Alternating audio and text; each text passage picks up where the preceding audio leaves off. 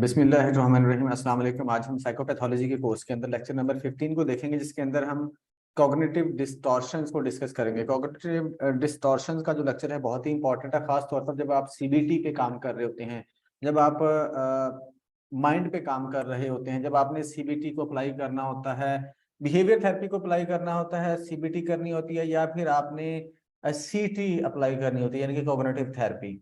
ठीक है, तो ये जो कॉग्निटिव डिस्टॉर्शंस हैं ये तमाम थेरेपीज के अंदर ही आपको काम आएंगी, आपको पेशेंट को, क्लाइंट को समझने में हेल्पफुल होंगी। ठीक है, तो अच्छे से इसको इंशाल्लाह समझने की कोशिश करेंगे।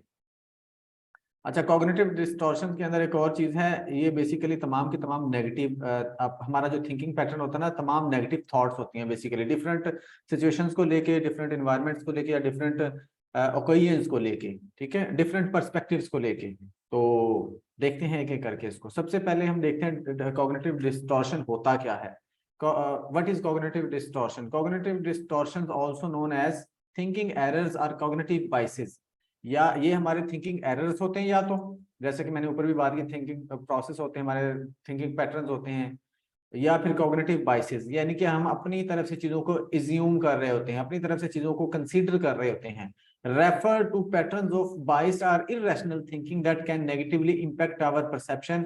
ये वो थॉट्स होती हैं जो नेगेटिवली हमारी पर्सनैलिटी को, हमारी परसेप्शन को, हमारी थिंकिंग प्रोसेस को इंपैक्ट करती हैं, या इंटरप्रिटेशन को and judgment of events and situations.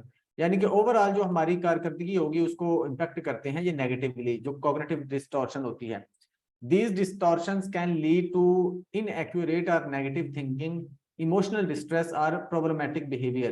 अब इन cognitive distortions की वजह से क्या होता है, क्या रिजल्ट निकलता है? नेगेटिव थिंकिंग की तरफ जाते हैं हम, इमोशनल डिस्ट्रेस की तरफ जाते हैं, प्रॉब्लमेटिक बिहेवियर्स की तरफ जाते हैं। ठीक है, कॉग्निटिव डिस्टॉर्शन क्या होता है? Refer to patterns of biased और इररेशनल थिंकिंग। ये बेसिकली हमारी इररेशनल थिंकिंग होती है, या बाइसनेस होती है हमारी चीजों को लेके, इन्वायरमेंट को लेके, या सिचुएशंस को लेके, यानी कि उन सिचुएशंस को लेके हम नेगेटिवली चीजों को अज्यूम कर रहे होते हैं, समझ रहे होते हैं, वो होती है basically cognitive distortion. Cognitive distortions are common in individuals with various psychological disorders such as depression, anxiety and eating disorder। In disorders में आपको, यानी कि वो कहता है वेरियस डिसऑर्डर्स में आपको मिलेंगे, खास तौर पर for example depression, anxiety, eating disorder etcetera. However, they can also be present in people without diagnosed disorder। लेकिन वो कहता है कि जो डिसऑर्डर वाले होंगे पेशेंट या क्लाइंट या लोग, उनमें तो ये होगी, लेकिन ये डिसऑर्डर्स के अलावा भी आपको मिल सकती हैं लोगों के अंदर। ठीक है, लाजमी नहीं है कि इनकी मौजूदगी ये साबित करेगी कि आपको डिसऑर्डर है, ये डिसऑर्डर के बगैर भी हो सकती हैं, और हम डेली लाइफ में ये कर रहे होते हैं, यानी कि जो ये कॉग्निटिव डिस्टॉर्शन हमारी हो रही होती हैं डेली लाइफ के अंदर भी। ठीक है, ये हम जब इसको पढ़ेंगे तो आपको बताऊंगा मैं। एंड इंडिविजुअल्स इंपॉर्टेंट बिलीफ और schemas are subject to cognitive distortion. इसका मतलब क्या है? The distortion can lead to rigid beliefs and an ability inability to see alternative perspectives. ये जो कॉग्निटिव डिस्टॉर्शन है ना, इसकी वजह से हमारे बिलीफ बनते हैं, स्कीमास बिल्ड होते हैं। ठीक है, जैसी हमारी जो कॉग्निटिव डिस्टॉर्शन यानी कि हमारा इररेशनल थिंकिंग होगी, बाइसनेस होगी, उसी हिसाब से हमारे क्या बनते जाते हैं? बिलीफ बनते जाते हैं। Because schemas often start in childhood. क्योंकि ये वो कहते हैं, क्योंकि ये स्टार्ट हो जाते हैं बचपन में ही। The thought processes that support schemas में reflect early errors in reasoning. ये कहता है कि पहले जो बचपन में चुके होते हैं, तो उसी वक्त हमारी प्रॉब्लम क्रिएट हुई होती है रीजनिंग के अंदर, जिसकी वजह से ये स्कीमास हमारे बन जाते हैं। Cognitive distortions appear when information processing is inaccurate and ineffective। ये उस वक्त अपीयर होते हैं जब आप इंफॉर्मेशन क्या होती है, इंफॉर्मेशन प्रोसेसिंग, सॉरी जो हमारा माइंड का चीजों को प्रोसेस करना है ना, वह जब वो इनइफेक्टिव होता है ना, या गलत होता है, चलता है, या इनएक्यूरेट होता है, उस वक्त ये कॉग्निटिव डिस्टॉर्शन होना शुरू हो जाती है, या ये उस तरफ को लीड करती है चीज। In his original work with depression, Beck identified several significant cognitive, इसने बहुत सी कॉग्निटिव डिस्टॉर्शंस को आइडेंटिफाई किया था। उनमें से जो कुछ हैं यहाँ उसने दी हैं 9। Tang and Beck have discussed a variety of common cognitive distortions that can be found in different psychological disorders। उनमें से 9 यहाँ हैं जिनको हम एक एक करके डिस्कस करेंगे। कॉग्निटिव डिस्टॉर्शन को नंबर 1 है हमारे पास चले नंबर में साथ साथ डालता जाता हूँ। नंबर 1 हमारे पास all or none thinking. All or none thinking क्या होती है भाई? Thinking that something has to be either exactly as we want it or it is a failure. अब ऑल और नन थिंकिंग का मतलब होता है कि जैसा मैं चाहता हूं वैसा होगा तो ठीक है, अगर वैसा नहीं हुआ इसका मतलब है कि सब कुछ गलत है, बिल्कुल उलट है। मिसाल के तौर पर अगर मैं कामयाब हुआ, अगर मेरे अच्छे मार्क्स आ गए तो ठीक है, अदरवाइज मैं फेल। अगर मार्क्स, या इस तरह से ले लेते हैं, अगर कोई स्टूडेंट ऐसा कहता है कि अगर मेरा A+ ग्रेड आया तो ठीक है, ठीक है, अगर A+ ग्रेड आया तो फिर ठीक है। अब उसका ग्रेड आ गया B, अब वो कहेगा जी मैं फेल हूं, मतलब मैं नाकाम हूं, मैं किसी काम का नहीं हूं।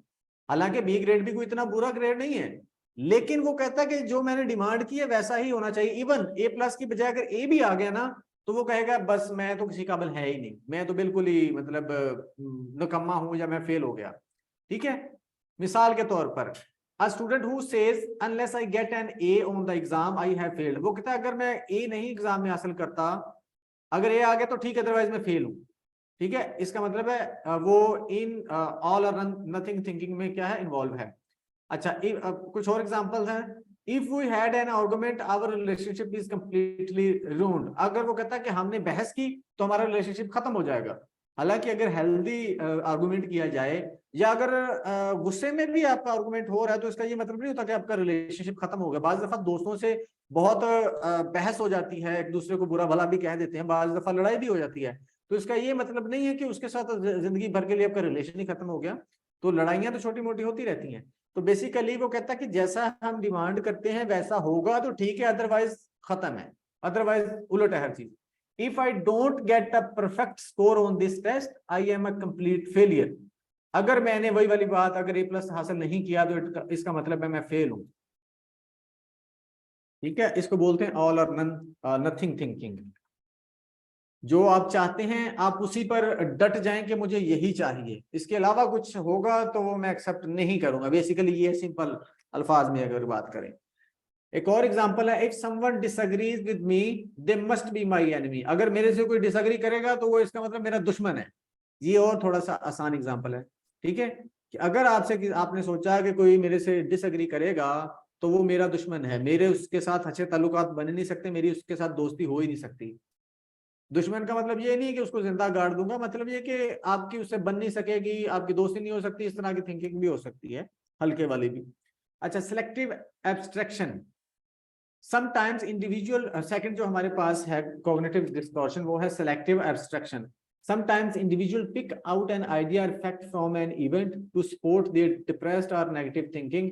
Sometime ऐसा होता है कि हम एक चीज को पकड़ लेते हैं और उसको फिर क्या करते हैं, उसको एग्जैजरेट करना शुरू कर देते हैं, जो हमें नेगेटिवली इम्पैक्ट करती है या इन्फ्लुएंस करती है। मिसाल के तौर पर an employer receives positive feedback from their supervisor on their performance but becomes fixated on one minor mistake they made. अब एक एम्प्लॉय है, उसको बहुत ही एप्रिसिएशन मिली है अपने बॉस से, या उसको इनाम भी मिला है, लेकिन वो उस पर फोकस करने की बजाय उससे जो एक मिस्टेक हो गई थी उसको फोकस करना शुरू कर देता है और उसको लेके स्टक हो जाता है discounting their overall competence and feeling like a failure. अब वो उस मिस्टेक को पकड़ के मतलब कि खुद को समझेगा कि मैं मतलब कि अच्छा काम नहीं कर सकता, मैं नाकाम हूँ, हालांकि उसको अप्रिसिएशन मिली है, उसको वो इग्नोर कर देगा, वो जो नेगेटिविटी की तरफ चला जाएगा। A student receives N, next एक और एग्जांपल है, a student receives an overall positive evaluation on a project but Fixit only on one critical comment believing that they are a failure and disregarding all the positive feedback. अब जब आप presentation या जब आप assignment कोई मिलती है आपको, तो आपको कहा जाता है कि आपकी असाइनमेंट बहुत अच्छी बनी है, लेकिन अगर ये चीजें इसमें सेट हो जाती तो ये और अच्छी हो जाती। अब आपको जो तारीफ मिली है ना कि आपकी असाइनमेंट बहुत अच्छी बनी है, ठीक है, तो उसको आपने इग्नोर कर दिया। जो उन्होंने बोला ना कि अगर ये 2-3 चीजें आप सेट कर लेते तो और अच्छी हो जाती, आपने वो उस चीज को पकड़ लेना कि ये 2-3 जो चीजें बोली है ना, इसका मतलब मेरा काम किसी काम का नहीं है, मैं फेल हूं, मेरे मतलब मैं काबिल नहीं हूँ। ठीक है, यानी कि पॉजिटिविटी को इग्नोर करके नेगेटिविटी को पकड़ लेना, फिर उसको उसी पर डट जाना। उसके बाद है थर्ड हमारे पास जो कॉग्निटिव डिस्टॉर्शन है, mind reading. This refers to the idea that we know what another person is thinking about us. अपने बारे में दूसरों की थिंकिंग खुद से अज्यूम कर लेना कि मेरे बारे में ये ऐसा सोच रहा होगा, ये ऐसा सोच रहा होगा, मुझे पसंद नहीं करता होगा, मेरे साथ चलना नहीं चाहता, मेरे साथ बैठना नहीं चाहता, मेरे साथ खाना नहीं चाहता। ठीक है, दूसरों के थिंकिंग अपने पे अप्लाई करते रहना खुद ही अज्यूम करके। For example, a man may conclude that his friend no longer likes him because he will not go shopping with him। अब एक आपकी फ्रेंड आपके साथ शॉपिंग पे नहीं गई तो आप ये अज्यूम करना शुरू कर दो कि शायद वो आपको पसंद नहीं करती या आपको लाइक नहीं करती या आपके साथ दोस्ती रखना नहीं चाहती। ठीक है, आप ऐसा सोच रहे हो कि उसके माइंड में ये चल रहा है, तो इसको बोलते हैं, ये भी कॉग्निटिव डिस्टॉर्शन होती है। In fact the friend may have many reason, हो सकता है कि उस शॉपिंग पर ना जाने के बहुत सी रीजंस हो, उसके पास टाइम ना हो, उसने कहीं और जाना हो, उसके पास पैसे ना हो। ठीक है, 100 रीजन हो सकते हैं, लेकिन आप कहोगे कि वो मुझे पसंद नहीं करती या मेरे साथ दोस्ती रखना नहीं चाहती। ठीक है, तो इस तरह से अब ये जो चीजें हम पढ़ रहे हैं ना कॉग्निटिव डिस्टॉर्शन, इनको आपने अपने जो है क्लिनिकल के पॉइंट ऑफ व्यू से भी देखना है। अब सिलेक्टिव एब्स्ट्रैक्शन का मतलब है कि वो कोई भी किसी भी चीज को पकड़ सकता है और उसको एग्जैजरेट कर सकता है। माइंड रीडिंग, वो दूसरों के बारे में नेगेटिव अज्यूम, यानी कि दूसरों की थिंकिंग अज्यूम करेगा अपने बारे में नेगेटिव वे में। ठीक है, वो किसी भी तरह की हो सकती है। अच्छा, दूसरी एग्जांपल है माइंड रीडिंग की। यू गिव अ प्रेजेंटेशन, आपने एक प्रेजेंटेशन दिया and a few audience members, ये इंटरेस्टिंग एग्जांपल है। A few audience members have neutral expressions. कुछ आपको पता है ऑडियंस के जो है एक्सप्रेशन, या कुछ लोगों के एक्सप्रेशन न्यूट्रल होते हैं, ना वो आपको बुरा कह रहे हैं ना अच्छा कह रहे हैं। तो फिर क्या होता है, you interpret this as meaning they find your presentation boring और unimpressive even though you have no direct evidence of their thoughts. अब आप प्रेजेंटेशन दे रहे हो, कुछ स्टूडेंट्स या कुछ आपके पार्टिसिपेंट्स जो हैं आपको रिस्पॉन्स नहीं कर रहे। ठीक है, अब आप ये समझ रहे हो, अज्यूम कर रहे हो कि ये मेरी प्रेजेंटेशन अच्छी नहीं है, शायद मेरी जो प्रेजेंटेशन बोरिंग है, इंप्रेसिव नहीं है, आप खुद से अज्यूम करी जा रहे हो। ठीक है, लेकिन आप ये नहीं सोच रहे हो सकता है कि जो आपके प्रेजेंटेशन पर तवज्जो नहीं दे रहा, हो सकता है वो कहीं और बिजी हो, मोबाइल पे बात कर रहा हो, या उसको वैसे कोई टेंशन हो। ठीक है, वो किसी और सोच में उलझा हो, या हो सकता है उसकी न आपसे आपके बाद उसकी प्रेजेंटेशन है, आपको पता है जब के बाद या आपकी इसी के बाद प्रेजेंटेशन हो और वो बंदा प्रेजेंटेशन दे रहा है जिसके बाद आपकी प्रेजेंटेशन है, तो आप कभी भी उसकी प्रेजेंटेशन को अच्छे से नहीं सुनते। ठीक है, तो 100 तरह की रीजंस होती हैं।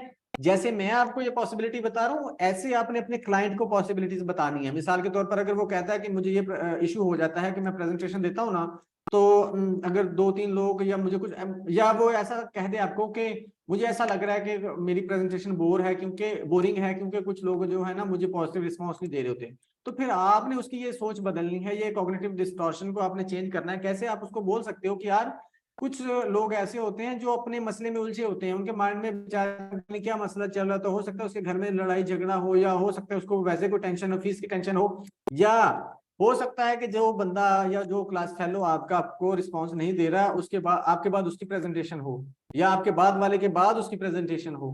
ठीक है, तो 100 तरह के मसाइल होते हैं, आपने उनको एक लॉजिकल सा आंसर करना है और उसकी सोच को चेंज करने की कोशिश करनी है। ठीक है, समझ आ रही है आपको? यस सर, आ रही है। ओके,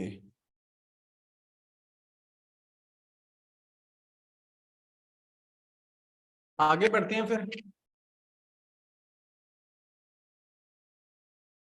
नेक्स्ट हमारे पास जो कॉग्निटिव डिस्टॉर्शन है, नंबर 4, नेगेटिव प्रिडिक्शन।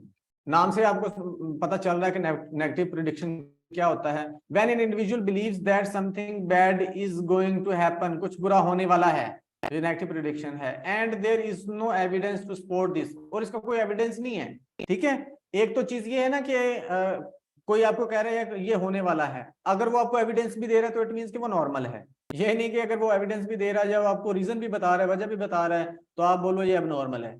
ठीक है, अगर without reason, without any evidence वो कह रहा है कि कुछ होने वाला है, तो फिर आपको समझना चाहिए कि कुछ गड़बड़ है। This is a negative prediction, इसको नेगेटिव प्रिडिक्शन बोलेंगे। अ पर्सन में predict that she may fail an exam even though she has done well on exam before. अब वो एक लड़की आपको कह रही है, आपकी फ्रेंड कह रही है कि, या आपकी क्लाइंट आपको कह रही है कि मुझे लगता है कि मैं फेल हो जाऊंगी, लेकिन आपने उसका प्रीवियस रिकॉर्ड चेक किया तो आपको पता चला ये तो टॉपर है, या आपको पता चला ये तो बहुत अच्छे इसके मार्क्स आए हुए हैं। तो अब विदाउट लॉजिक या विदाउट एविडेंस वो आपको कह रही है कि मैं फेल हो जाऊंगी। ठीक है, तो आपको समझ जाना चाहिए कि यहाँ पर गड़बड़ हुई है। ठीक है, नेगेटिव इसका जो है कॉग्निटिव डिस्टॉर्शन हो रही है इसकी।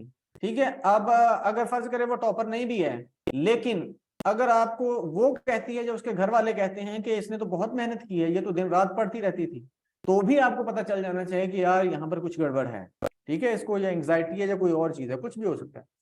And is prepared for the upcoming exam, वही वाली बात, exam. In this case the inferences about failure, the negative prediction is not supported by the fact। वही वाली बात है कि इसमें जो फैक्ट्स है ना वो सपोर्ट ही नहीं कर रहे। आपको पता चलता है ये तो प्रीवियस जो इसके रिजल्ट बहुत अच्छे हैं, ये टॉपर है, या बहुत अच्छे मार्क्स हैं इसके, या फिर आपको घर वाले बता दें कि इसने तो पढ़ाई बहुत ज्यादा है, इसके तो मेहनत दिन रात की है, तो फिर आपको समझ जाना चाहिए कि यहाँ पर गड़बड़ हो रही है, कुछ अबनॉर्मेलिटी है। अच्छा जी, उसके बाद हमारे पास है जी 5 कैटास्ट्रोफाइजिंग। कैटास्ट्रोफाइजिंग क्या होता है? In this cognitive distortion individual take one event they are concerned about and exaggerate it so that they become fearful. किसी एक चीज को पकड़ लेना, फिर उसको एग्जैजरेट करना, बढ़ा चढ़ा के करना। सेकंड डेफिनेशन देखते हैं इसकी। Catastrophizing is a cognitive distortion where an individual magnifies or exaggerates the negative aspect of a situation। किसी सिचुएशन के नेगेटिव एस्पेक्ट को पकड़ लेना, फिर उसको बढ़ा चढ़ा के अप्लाई करना अपने आप पे। And imagine the worst possible outcome, फिर उसके वर्स्ट पॉसिबल आउटकम को इमेजिन करना। ठीक है, for example feeling a mild headache and immediately jumping to the conclusion that it's a sign of a life threatening illness such as brain tumor। आपको या आपके client को थोड़ा सा हेडेक हुआ है, सर दर्द हुआ है, तो वो सोचना शुरू कर दे कि लो जी अब तो मैं मरने वाला हूं, या वो ये सोचना शुरू कर दे मुझे कैंसर है, ब्रेन ट्यूमर है। ठीक है, यानी कि एक छोटी सी चीज को पकड़ा और फिर उसको एग्जैजरेट कर दिया, बढ़ा चढ़ा के उसका रिजल्ट निकालना शुरू कर दिया, आउटकम निकालना शुरू कर दिया कि ऐसा हो सकता है, तो इसको बोलेंगे कैटास्ट्रोफाइजिंग। एक और एग्जांपल देखते हैं, making a social blunder during a gathering. अब गैदरिंग के अंदर आपसे कोई ब्लंडर हो जाता है, ये हमारी आप रिलेट कर पाओगे ये वाली चीज को ना। आपको गैदरिंग के अंदर, पार्टी के अंदर या शादी के अंदर या कहीं पर भी या क्लास के अंदर आपने एक ब्लंडर मार दिया। अच्छा, अब उसको आप कैसे एग्जैजरेट कर रहे होते हो?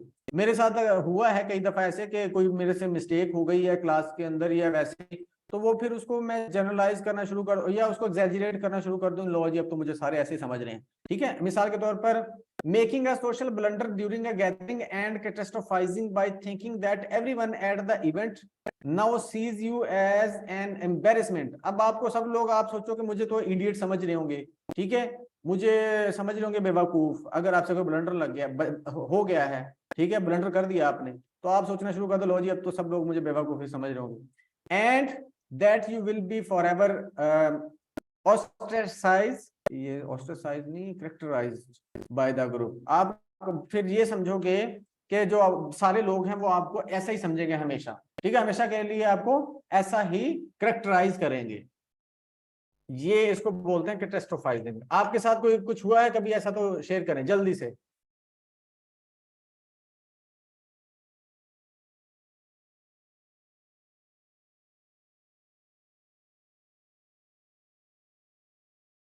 कोई एग्जांपल शेयर करें अपनी लाइफ से।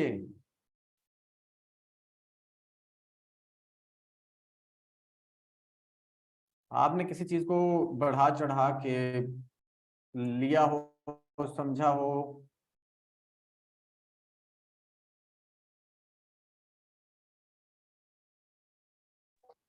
जी सर, मैं यही सोच रही हूँ कि ये जो आप डिस्टोशन हमें पढ़ा रहे हैं, ये सर तो हो हम एक सकता है कि your नॉर्मल personal mind में नहीं पर्सन है, आए, उनके हो जेहन में सकता भी है ये कि your सारी life में। थॉट्स आ रही होती हैं।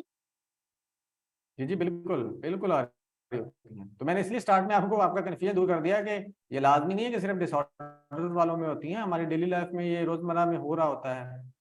ठीक है, तो जब आपने के या आपके पास कोई ऐसा शख्स आ गया है या आपको लग रहा है कि इसको डिसऑर्डर है, तो डिसऑर्डर को डायग्नोज करने का सिर्फ यही तो चीज नहीं होगी ना कि अगर वो जस्ट नेगेटिव थिंकिंग कर रहा है या डिस्टॉर्शन हो रही है उसको, तो हम उसको जल्दी से डायग्नोज कर देंगे। आपको और भी बहुत से फैक्टर्स देखने पड़ेंगे, और भी सिम्टम्स होते हैं वो भी आपको चेक करने पड़ेंगे। ठीक है, तो ये तो डिसऑर्डर्स वाले लोगों के साथ तो आपने काम करना ही करना है। आप नॉर्मल लाइफ के अंदर खुद के साथ भी इनको समझ के काम कर सकते हैं। इसके साथ साथ आपने जब काउंसलिंग करनी है किसी को तो भी काम कर सकते हो, किसी को समझाना है तो भी इसको इस्तेमाल कर सकते हो। डिसऑर्डर्स के अंदर तो हम इनको चेंज करेंगे ही करेंगे ना। आम लाइफ में भी आप इसको यूज कर सकते हो या बता सकते हो या समझा सकते हो, नो इशू। अच्छा, उसके बाद है ओवर जनरलाइजेशन। ओवर जनरलाइजेशन ये है हमारे पास cognitive distortion number 6। Making a rule based on a few negative events, individual distort their thinking through over generalization। आप अपनी तरफ से चीजों को एक रिजल्ट निकाल लो, फिर उसको अप्लाई कर दो, ठीक है। किसी बेस पे आपने, वो कहता है रूल, मेकिंग अ रूल, आप रूल बना देते हो, ठीक है। कोई आपके पास कुछ हुआ आपके साथ, कुछ नेगेटिव हुआ या कोई गलत हुआ, तो आपने उस बेस पे क्या बना दिया, जजमेंट बना ली, और फिर उस हिसाब से सारी चीजों को देखना शुरू कर दिया। मिसाल के तौर पर failing a single test and thinking I am terrible at this subject. ये सब्जेक्ट के अंदर अगर आपका एक टेस्ट आप टेस्ट में फेल हो गए या आपका टेस्ट अच्छा नहीं हो सका, तो आप कहेंगे ये सब्जेक्ट तो मुझे आता ही नहीं है, या आपका पेशेंट समझना शुरू कर दे कि यार ये तो मैं कर ही नहीं सकता। हालांकि without considering that it could be due to temporary factors और that improvement is possible with effort and support. अब वो आपका क्लाइंट ये नहीं समझ रहा कि ये वाली चीज जो है, मतलब डिफरेंट फैक्टर्स इसमें हो सकते हैं इन्वॉल्व। मिसाल के तौर पर यार शायद उस वक्त उस दिन उसकी तबीयत ठीक ना हो, उसने उस दिन तैयारी ठीक ना की हो, या उस दिन पेपर ही इतना डिफिकल्ट आ गया था कि कोई भी उसको नहीं कर सका। यानी कि इन फैक्टर्स को कंसिडर किए बगैर वो ये रिजल्ट निकालना शुरू कर दे, ओवर जनरलाइज कर दे इसको, कि मैं तो ये सब्जेक्ट कर ही नहीं सकता। उसने पूरे सब्जेक्ट को ही कह दिया कि मैं ये सब्जेक्ट ही नहीं कर सकता। एक और एग्जांपल देखते हैं, being rejected by one social group and assuming nobody likes me. अगर आपको कोई रिजेक्ट कर देता है, लेट्स सपोज रिजेक्ट कर देता है आपके साथ फ्रेंडशिप करने में, रिजेक्ट कर देता है आपको, आपका अगर फर्ज करें शादी होने वाली है, रिश्ता आया, आपको कोई रिजेक्ट करके चला गया, या बाज़ दफा ऐसा होता है ना कि अगर सोच नहीं मिली या उन लोगों को किसी वजह से कोई चीज पसंद नहीं है, तो वो कहते हैं जी हम यहाँ पर नहीं कर सकते, हमारी समझ में नहीं आता, या कोई और वजह हो सकती है, किसी तरह से आपको रिजेक्ट कर दिया जाए या आपको पसंद ना किया जाए, या कोई और चीज हो सकती है। तो फिर आप क्या समझना शुरू कर देते हो कि शायद अगर इन्होंने मुझे रिजेक्ट कर दिया है या ये मेरी दोस्त नहीं बनी, तो इट मीन्स मेरा कोई भी दोस्त नहीं बनेगा। आप ये इसको ना ओवर जनरलाइज कर दो। एक जगह पर आपके साथ कुछ गलत हो गया, आपने उसको हर जगह पे अप्लाई कर दिया, ठीक है, इसको बोलते हैं ओवर जनरलाइजेशन। उसके बाद लास्ट एग्जांपल है making a mistake and thinking I am always mess thing up. यानी कि एक मिस्टेक हुई आपसे, आप कहो यार मैं तो हमेशा ही गलती कर देता हूँ, ठीक है, मेरे से तो हमेशा से गलती, मैं हमेशा ही गलत करता हूँ। Without acknowledging times when you things have gone well. अब ये उन चीजों को या उन टाइम को, उस टाइम को याद किए बगैर आप खुद पे इल्जाम देना शुरू कर देते हो जब आपने अच्छा किया था। यानी कि कुछ टाइम आपकी जिंदगी में ऐसा भी होता है ना, जब आप अच्छा करते हो उसको नहीं याद करते, आप कहते हो मैं हमेशा ही गलत कर देता हूँ। इसको बोलते हैं ओवर जनरलाइजेशन। नेक्स्ट हमारे पास है cognitive distortion number 7। Excuse me sir. Sir ये हाँ जी, देखिए, ये दोनों में फिर क्या डिफरेंस होगा? ये ओवर जनरलाइजेशन से ऊपर हमने कैटास्ट्रोफिज्म पढ़ा है, उसमें भी हाँ तो हम ये ना, जनरलाइज ये ओवर जनरलाइज जी कर जी रहे जी होते जी हैं। जी जी बिल्कुल बिल्कुल बिल्कुल ऐसा ही है। इनमें से कुछ ऐसे हैं जो आपको मिलते जुलते मिलेंगे, ठीक है, मिलते जुलते होंगे, माइनर साइड में डिफरेंस होगा, समटाइम ऐसा लगेगा ये सेम टू सेम है, ठीक है। और क्या कहने लगा था मैं, कुछ जहन में आया था मेरे इम्पोर्टेंट। हाँ, अब आप तो फर्ज करें आपके पास एक केस ऐसा आ जाता है, लड़की का या लड़के का केस ऐसा आ जाता है, वो कहते हैं जी घर वाले उसके आपको बताते हैं कि इसका एक रिश्ता आया था और वो मतलब कि इनकार करके चले गए। इनकार क्यों किया? उनको कोई, या उनको घर अच्छा नहीं लगा, या उनको फैमिली मेंबर्स ज्यादा लगे, या उनको फैमिली बहुत छोटी लगी या बहुत बड़ी लगी, इस वजह से वो, या लड़की की एजुकेशन कम थी, या लड़की आप कह सकते हैं समटाइम ऐसा भी होता है कि आप उनको अच्छे भी नहीं लग रहे होते, ठीक है, ब्यूटी वाइज अच्छे नहीं लग रहे, तो कोई भी रीजन हो सकती है ना। ये सारी रियलिटीज है, इनको इग्नोर नहीं किया जा सकता या इनको गलत नहीं कहा जा सकता। अब आपके घर वाले कह रहे हैं जी ये अब मतलब कि डिप्रेशन में चली गई है या चला गया है कि मुझे कोई भी पसंद नहीं करेगा या कोई भी पसंद नहीं करता। अब आपने उसको किस तरह से डील करना है, आप उसको इस तरह से समझा सकते हैं, ये सोचिए इस तरह से तब्दील कर सकते हैं कि हर बंदे की रिक्वायरमेंट डिफरेंट होती है, ठीक है। कुछ लोग बड़ी फैमिली को पसंद करते हैं, कुछ लोग नहीं करते। अगर आपकी बड़ी फैमिली है तो इस वजह से हो सकता है रिश्ता ना हुआ हो। अगर कुछ लोग ऐसे होते हैं जो कम एजुकेशन वाली लड़की को या लड़के को पसंद नहीं करते, अगर आपकी एजुकेशन कम है तो इसका मतलब है कि इसलिए नहीं हुआ। आप उसको इस तरह क्यों ले रहे हो कि हर बंदा ही आपको रिजेक्ट करके चला जाएगा? ऐसा नहीं होता। यानी कि उसको लॉजिकली आपने आर्गुमेंट्स के साथ समझाने की कोशिश करनी है कि उसके माइंड में कोई चीज बैठ जाए। अच्छा, आप कह रहे थे कैटास्ट्रोफाइजिंग और ओवर जनरलाइजेशन में क्या डिफरेंस है, ये पहले हम इसको पढ़ लें, 2 रह गई, उसके बाद इसको डिस्कस करते हैं। अच्छा, लेबलिंग एंड मिसलेबलिंग 7 है हमारे पास। A negative view of one self is created by self label, खुद को गलत लेबल कर देना, खुद को या दूसरों को। कई जगह पर लिखा हुआ है कि खुद को आप खुद के बारे में सोचते हो, कई जगह पर ये भी आपको मिलेगा कि आप दूसरों के बारे में भी नेगेटिव सोचते हो, ठीक है, उनको लेबल कर देते हो या मिस लेबल कर देते हो। For example a person who had, यहाँ पर एग्जाम्पल, हाँ, a person who has had some awkward incidents with acquaintances might conclude I am unpopular, I am a loser rather than I felt awkward talking to Harriet। अगर आप किसी एक जगह पर अच्छा परफॉर्म नहीं कर पाए, ठीक है, तो आप समझो कि यार मतलब कि मैं परफॉर्म नहीं कर सका, या मैं अच्छा नहीं हूं, या मैं परफॉर्म करने में अच्छा नहीं, या इस तरह की कोई आप बोलो। आप ये नहीं कि सोचते, ये सोचे बगैर कि यार आप इस जगह पर क्या है गलत मतलब परफॉर्म किया है आपने, अदरवाइज आपने और जगह पर भी परफॉर्म किया, बड़ी दफा तो अच्छा किया है, या और जगह पर आप करोगे तो अच्छा कर जाओगे, ठीक है। उस सिचुएशन को सोचे बगैर खुद को लेबल कर देना कि मैं तो कुछ कर ही नहीं सकता। In labeling and mislabeling in this way individuals can create an inaccurate sense of themselves or their identity। खुद के बारे में inaccurate बना लेते हैं, एक नजरिया या एक कॉन्सेप्ट बना लेते हैं। बेसिकली लेबलिंग और mislabeling is an example of overgeneralization. अब ये देखें, लेबलिंग और मिसलेबलिंग ओवर जनरलाइजेशन की एग्जांपल है, ठीक है। तो इस तरह से आपको ये कुछ ऐसे हैं जो मिलते जुलते नजर आएंगे। तो अब ये जो ओवर जनरलाइजेशन की ही एग्जांपल है लेबल करना, हम लेबल कर देते सिचुएशन को लेके, to such a degree that one's view of one self is affected. अच्छा, एग्जांपल इसकी देख लेते हैं। Making a mistake at work and labeling one self as a failure or incompetent. आप एक जगह पर फेल हो गए, कोई मिस्टेक होगी, तो आप बोलोगे मैं तो हूँ ही फेलियर, मतलब मैं तो, मेरे से काम होता ही नहीं है, या मैं हमेशा गलती कर देता हूँ। Witnessing someone behaving inconsiderately and labeling them as a terrible person. अगर कोई किसी से अच्छा बिहेव नहीं कर रहा, या फर्ज करें आपके सामने कोई किसी को थप्पड़ मार देता है, उसकी रीजन जाने बिना आप क्या कर दो, उसको लेबल कर दो कि यार ये तो बहुत बदतमीज बंदा है, ये तो बहुत जालिम बंदा है। हो सकता है कि जिसको वो थप्पड़ मार रहा है उससे पहले उसको 2 मार चुका हो, ठीक है। तो मतलब कि पॉजिटिव एस्पेक्ट को देखे बिना, या रीजंस को या फैक्टर्स को देखे बिना किसी को लेबल कर देना, वो लेबलिंग या मिसलेबलिंग। उसके बाद है जी मैग्निफिकेशन और मिनिमाइजेशन। मैग्निफिकेशन यानी कि बढ़ा चढ़ा के चीजों को लेना, मिनिमाइजेशन चीजों की इंटेंसिटी को कम कर देना, यानी कि नेगेटिव कुछ हो गया तो उसको बड़ा ज्यादा करके खुद पे अप्लाई कर देना, और अगर कुछ पॉजिटिव हो गया तो उसको मिनिमाइज कर देना, ठीक है। Cognitive distortion can occur when individuals magnify imperfections और मिनिमाइज गुड पॉइंट्स, यानी कि जो चीज आपसे गलत हुई है उसको ज्यादा करके देखना, जो अच्छी होगी उसको कम करके देखना। They lead to conclusions that support a belief of inferiority and a feeling of depression. ये फिर आपको इंफीरियोरिटी और डिप्रेशन की तरफ ले जाती है चीज। फॉर एग्जांपल मैग्निफिकेशन की एग्जांपल है, an example of magnification is the athlete suffers a muscle pull. अगर एक एथलीट का मसल पुल हो गया है, ठीक है, मसल में इसको इशू हो गया, जो एथलीट्स को अक्सर हो जाता है, तो फिर वो क्या सोचता है, I won't be able to play in the game today. मैं आज नहीं प्ले कर सकूंगा, नहीं खेल सकूंगा, my athlete career is probably over. अब वो उसको पता चल गया कि आज वो नहीं खेल सकेगा, तो फिर उस बेस पे वो क्या रिजल्ट निकालता है कि लो जी मेरा करियर खत्म हो गया। अब एक भाई थोड़ा सा मसल ही तो पुल हुआ है, उसको क्यों बढ़ा चढ़ा के देख रहे हो चीजों को, ठीक है। यानी कि उसकी चीज, कोई भी चीज को जैसे ऊपर हमने बोला था एग्जेजरेट करके समझना।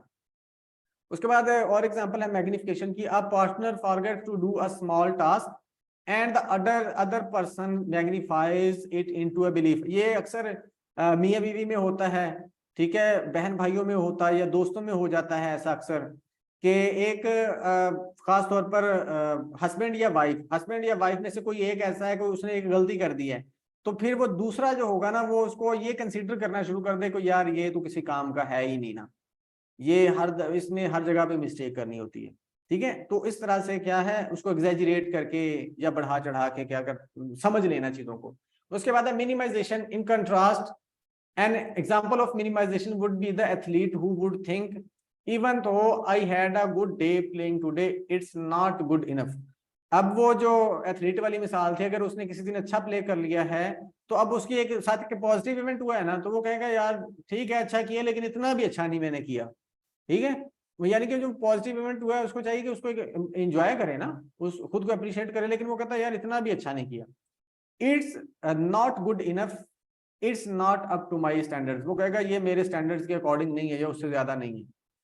एक और एग्जांपल है receiving numerous complaints on an accomplishment, an individual down plays the praise thinking that it was just a minor achievement, and अगर कोई बहुत सॉरी यहाँ पर कंप्लेंट्स नहीं था, कम्प्लीमेंट्स था, अगर आपको किसी अचीवमेंट पर बहुत कम्प्लीमेंट मिलते हैं, प्रेज मिलती है, तारीफ मिलती है, लेकिन आपको यार ये कोई इतनी बड़ी अचीवमेंट नहीं है मेरी, ठीक है, यानी कि उस बड़ी कामयाबी को आप छोटा करके समझ रहे होते हो। In either magnification and or minimization, the athlete is likely to feel depressed. वो कहता है कि या आप मैग्निफिकेशन फील करें या मिनिमाइजेशन फील करें, दोनों का जो रिजल्ट निकलेगा वो डिप्रेशन की सूरत में ही निकलेगा, डिप्रेशन में ही जाएंगे आप। उसके बाद है पर्सनलाइजेशन। पर्सनलाइजेशन क्या होता है? Is a cognitive distortion where individuals tend to assume excessive personal responsibility for events और situation that are beyond their control.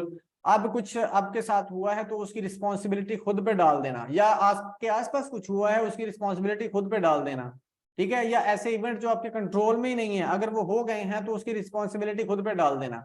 They attribute external events to themselves, कि वो एक्सटर्नल इवेंट्स को अपने आप ऊपर डाल देते हैं without considering other possible causes और फैक्टर्स, उसके पॉसिबल जो दूसरे पॉसिबल कॉजेज या फैक्टर्स हो सकते हैं उनको कंसीडर किए बगैर खुद पे उसको अप्लाई कर देना पर्सनलाइजेशन कहलाता है। For example, a friend cancels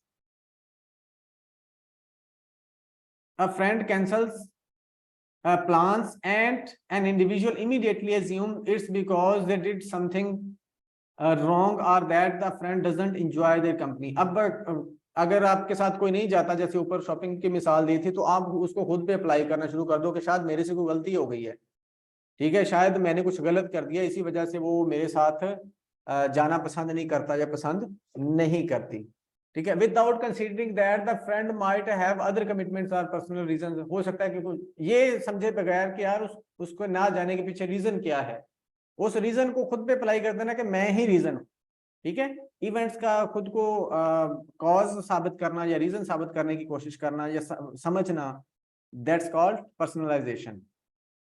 अच्छा, इफ दे अकर फ्रीक्वेंटली, अब ये डिस्टॉर्शन की बात हो रही है, लास्ट में इसका पैराग्राफ है, इफ दे अकर यानी कि cognitive distortions occur frequently, such cognitive distortions can lead to psychological distress और डिसऑर्डर्स। अब आ जाते हैं वो जो आपने बोला, ये तो हम मतलब आम लाइफ में भी इसको कर रहे होते हैं एक्सपीरियंस। अगर वो कहता है कि ये चीजें बार बार हो रही हैं, अगर तो कभी कभी हो जाती हैं तो कोई बात नहीं, इट्स नॉर्मल, ठीक है, लेकिन अगर ये बार बार दिन में आपको बार बार हो रही हैं, रोज हो रही हैं, लगातार हो रही हैं, तो फिर इसका मतलब है कि कहीं पर गड़बड़ है, फिर वो आपको साइकोलॉजिकल डिस्ट्रेस या डिसऑर्डर की तरफ लेके जाती है चीज, cognitive distortion. Making inferences and drawing conclusions from a behavior are important parts of human functioning। inference निकालना, conclusion निकालना, ये important functioning है, ठीक है। Individuals must monitor what they do and assess the likelihood of outcomes to make plans about their social lives, romantic lives and careers। वो कहता है कि individuals है ना, उनको क्या करना चाहिए? मॉनिटर करना चाहिए, चीजों को मॉनिटर करना चाहिए, फिर उसी हिसाब से क्या करना चाहिए, आगे प्लानिंग वगैरह करनी चाहिए। When cognitive distortions are frequent, individuals can no longer do this successfully and may experience depression, anxiety and other disturbances। वो कहता है कि जो है ये जो नॉर्मल हमने ऊपर बात की है कि नॉर्मल जब बंदा होगा तो इस तरह से करेगा, यानी कि प्लानिंग करनी चाहिए, उसको सही तरीके से नॉर्मल वे में आगे बढ़ना चाहिए। अगर कॉग्निटिव डिस्टॉर्शंस फ्रीक्वेंटली हो रही है, यानी कि बार बार हो रही हैं, कंटिन्यूसली हो रही हैं, तो वो फिर नॉर्मल लाइफ नहीं गुजार सकेगा, फिर वो जाएगा डिप्रेशन, एंजाइटी और डिस्टर्बेंसेस की तरफ, डिसऑर्डर्स की तरफ। Cognitive therapists look for cognitive distortions and help their patients understand their mistakes and make changes in their thinking। आपका काम क्या होगा कि आपने उसको अंडरस्टैंड करना है, उसकी जो कॉग्निटिव डिस्टॉर्शंस हैं, फिर उसको समझाना है कि ये बेसिकली क्या हो रहा है, फिर उसकी वो जो कॉग्निटिव डिस्टॉर्शंस हैं उनको क्या करना है, चेंज करवाना है। इस तरह से क्या करोगे, आप उसको थेरेपी दोगे और उसको ट्रीट करोगे। जी, ये हमारे पास था कॉग्निटिव डिस्टॉर्शन का portion. If you have any questions you can ask.